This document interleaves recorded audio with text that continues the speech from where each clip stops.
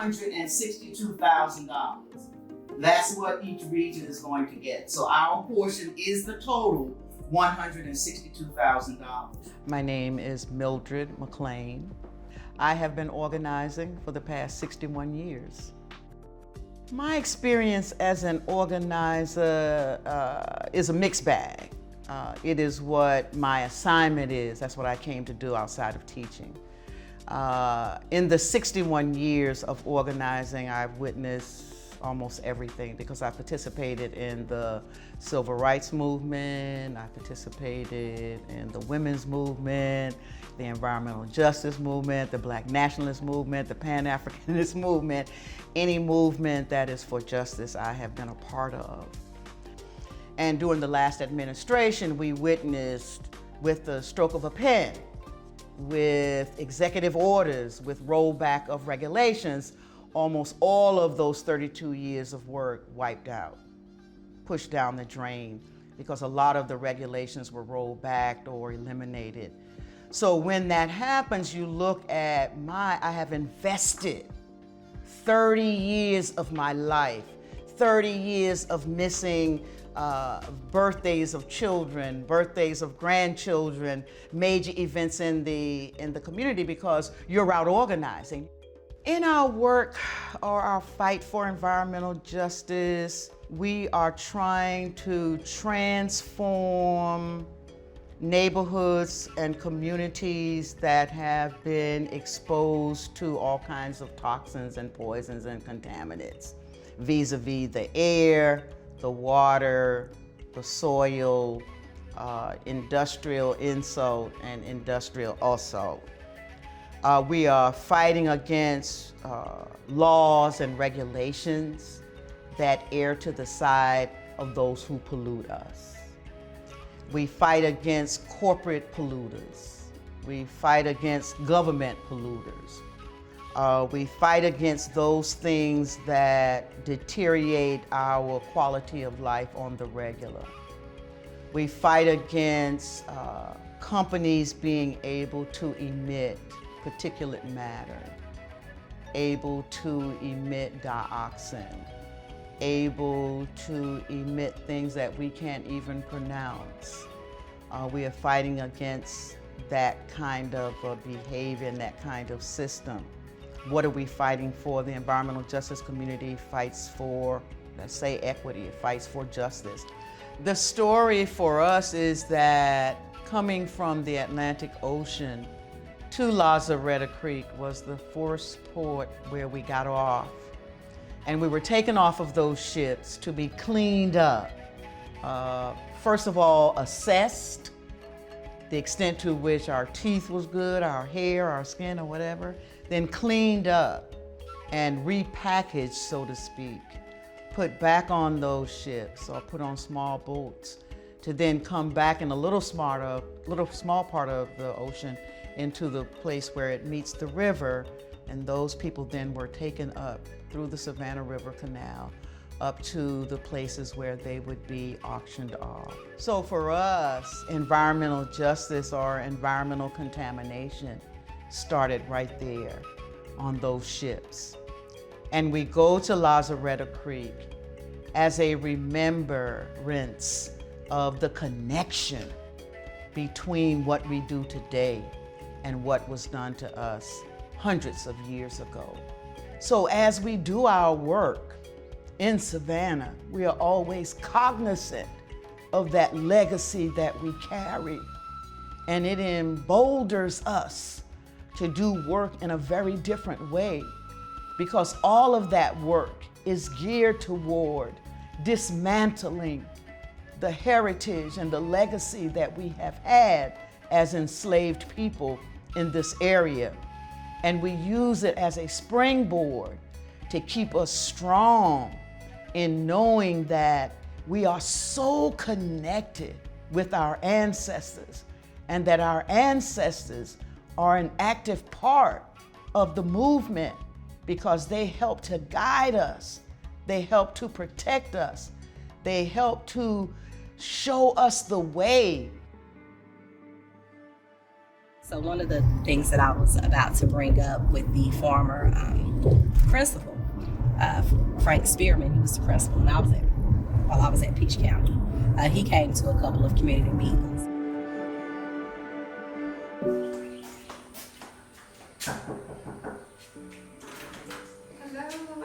Hey, Queen of the Sunshine. Hello. How are you? I'm doing wonderful. So, you were telling me about the disparities and just the differences when you were living in Warner Robins and living in other places in Georgia with your utilities. Right. So, what were some of the differences that you noticed? Well, the difference when I moved home in 2015 and I got, God blessed me to be here with this place in 2016, it's just the difference in the utilities. I've been organizing since I could talk.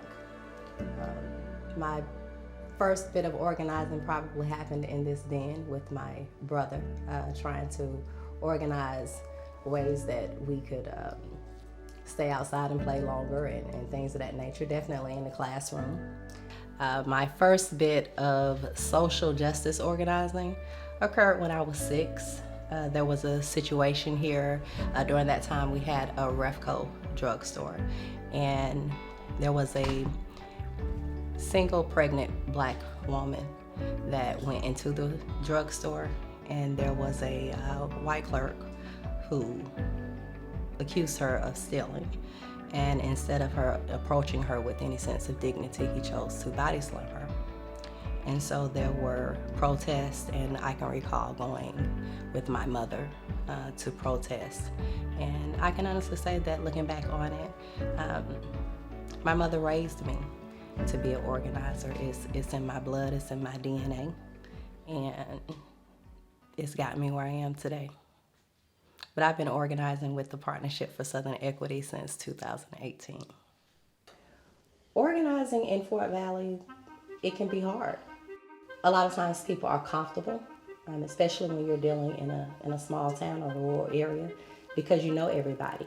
You know, in a place like Fort Valley, your leadership, you know, your elected officials may also be your Sunday school teacher. They may have been your principal at one time.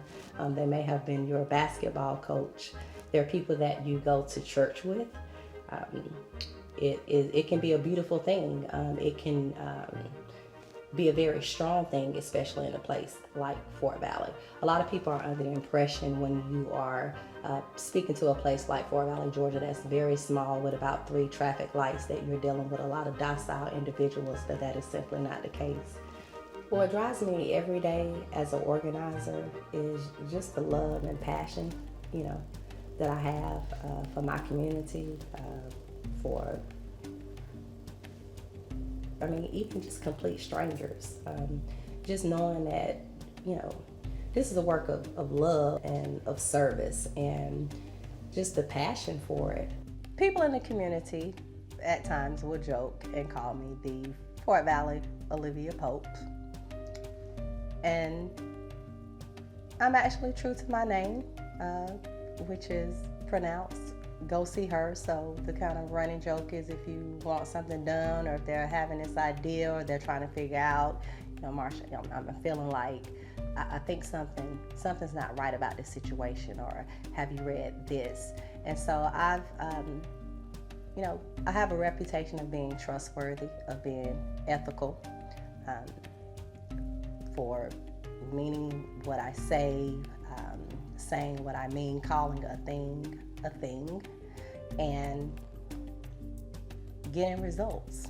Even when I've tried to run from it and go hide somewhere, it's like, you know, something comes up and, you know, I get that call, and because of my love for the community and just my love for our people, I'm gonna always, you know, answer that call. And, you know, I'd be dishonest if I said it didn't. You know, it can be consuming sometimes, and because, you know, it's always something. You know, there's always a way, there's always something that you can organize around, and there's always an issue that you can try to strategize around and push a needle and get a result and get something done. And when you're dealing, you know, in the world of racial equity matters, you know, until we dismantle imperialism and white supremacy, then it's always going to be an issue.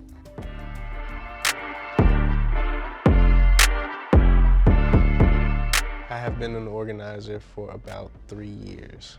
Organizing in Atlanta is fun for me because I work with youth populations, so it's really encouraging when you're organizing here because the students are really dynamic and they're really aware of what's going on.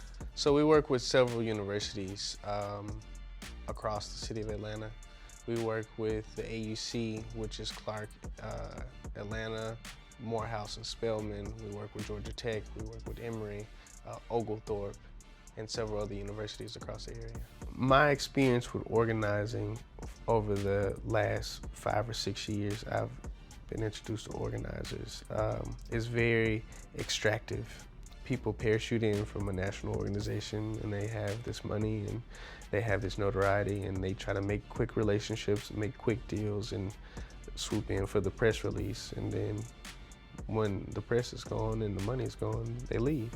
Values-based organizing is really about a relationship. It's really about trust. So PSC doesn't go into community unless it's asked to go into community.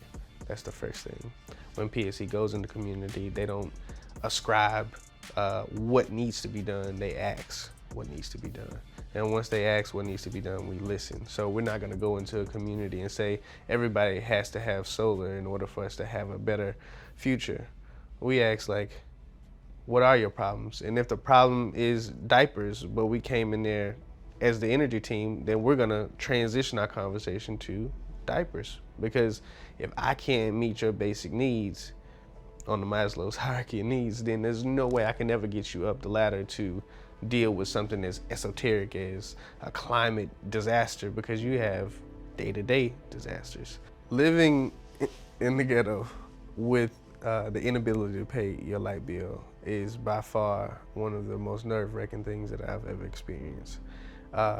When every other kid is waking up and going to school and not really having to think about the first 30 or 45 minutes of their day to get to school, life's pretty simple. But for a kid who wakes up and there is no lights and your mom has to kind of figure it out for you so you can kind of wash up before, so nobody knows that how bad life is right now for you. It's pretty hard. Like I remember being 5, 6 years old and my mom like having to put water on the gas stove and warm it up and taking a little dish rag and be like, all right, go in the bathroom and clean yourself up, and then you go to school.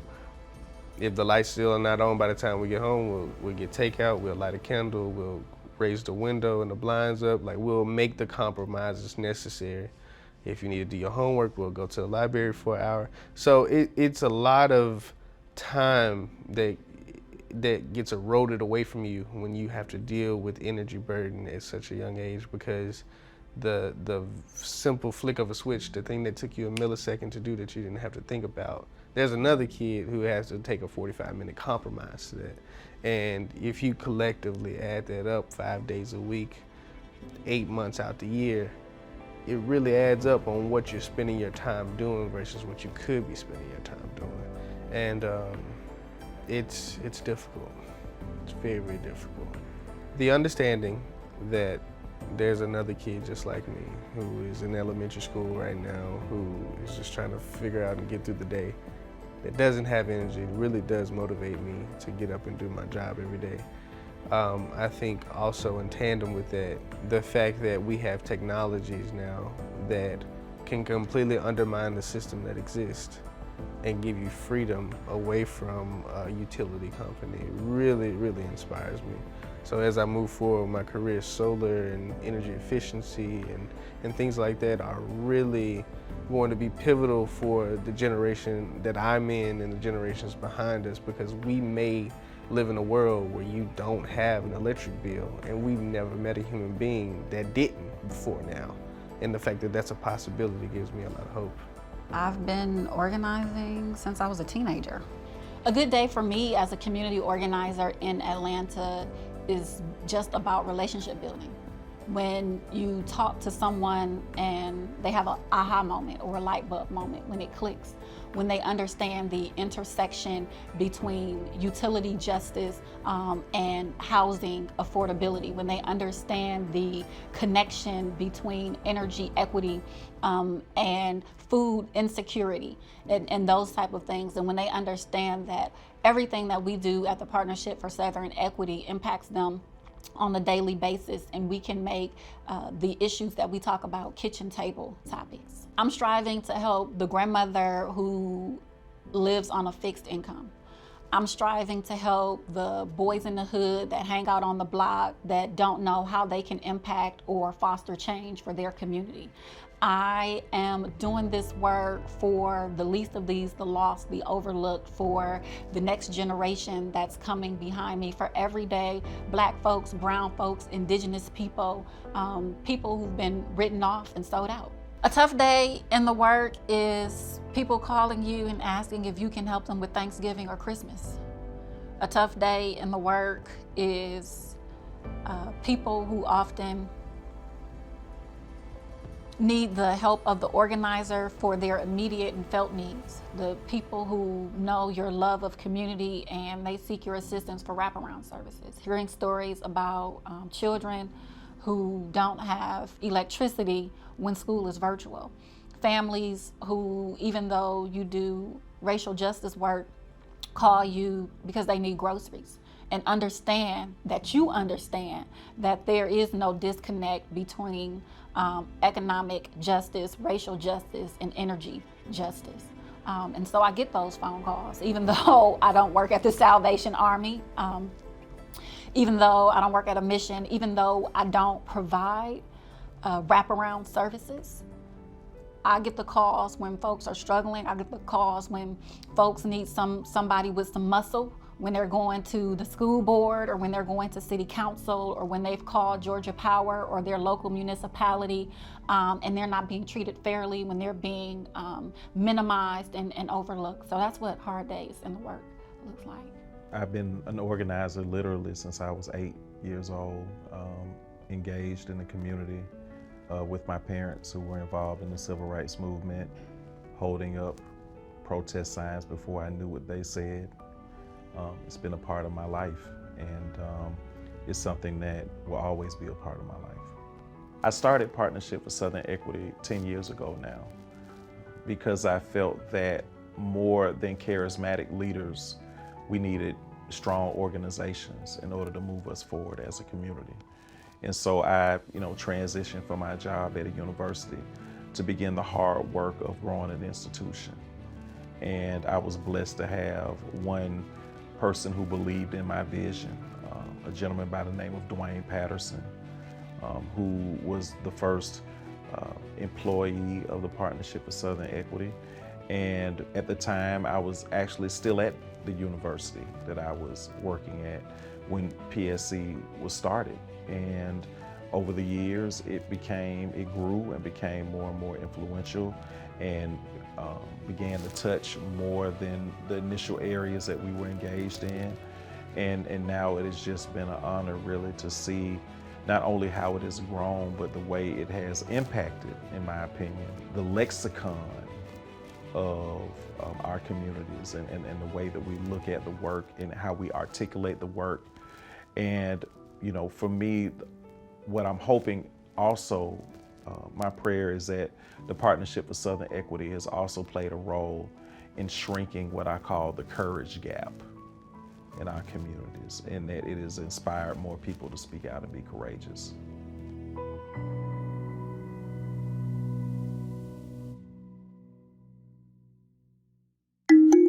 I am Dr. Mildred McLean, and I am a community organizer in Savannah, Georgia. I'm Marcia Gosier, and I'm a community organizer in rural Georgia. I'm Juan Smith, and I'm a community organizer in Atlanta, Georgia.